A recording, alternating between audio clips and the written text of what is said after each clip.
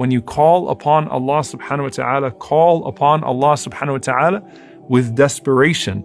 You are begging for it and you are determined to get the answer. So there is no contradiction between the brokenness and the vulnerability that we approach our dua with, and the conviction and the certainty that we have that Allah subhanahu wa ta'ala will answer that dua. So there is no such thing as a fruitless dua, and a person should not have a sense of hesitation when they approach their dua and say, maybe Allah subhanahu wa ta'ala is getting tired of hearing me say this dua over and over again. Allah subhanahu wa ta'ala does not tire of forgiving you until you tire of seeking His forgiveness. Allah Azza wa Jal does not tire of answering you until you tire of asking Him. And so you should never think that, maybe I've asked Allah subhanahu wa ta'ala too many times for something, or maybe at this point I should tone down my dua. You should elevate your dua. You should raise your dua. You should have confidence in your dua. The confidence is not that the outcome will be as you wanted it to be.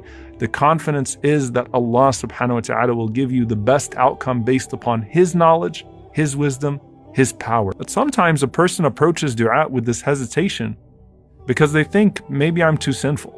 Like maybe the reason why my du'as are not manifesting in the way that I wanted them to manifest is because, I'm struggling with this and I'm struggling with that. You have all these great Muslims that are calling upon Allah subhanahu wa ta'ala. And so there's an element of hesitation like, oh Allah, if you will, oh Allah, if you want, oh Allah, I know I don't deserve it.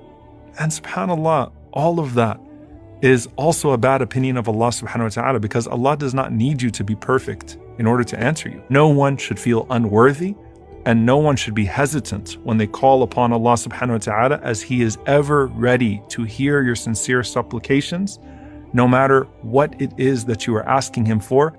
You have a Lord who wants you to know that He is Rahman and Rahim. You think when you knock on the door of Ar-Rahman Rahim, He says, no, I will not forgive you, I will not show mercy to you. Don't say, Insha'Allah, in shi'ta, oh Allah, if you will, oh Allah, I know, oh Allah, no, oh Allah, give me this, oh Allah, give me that. Your relationship with Allah should be one in which you go to Him always desperate, yet confident. Always trying to be better, but not waiting to be better to ask Him. And dear brothers and sisters, we should do our best to remove the barriers between us and Allah subhanahu wa ta'ala, so that we elevate the acceptance of our dua and our deeds. But at the same time, don't wait to be perfect when you are calling upon the one who is perfect and who never required from you perfection in the first place.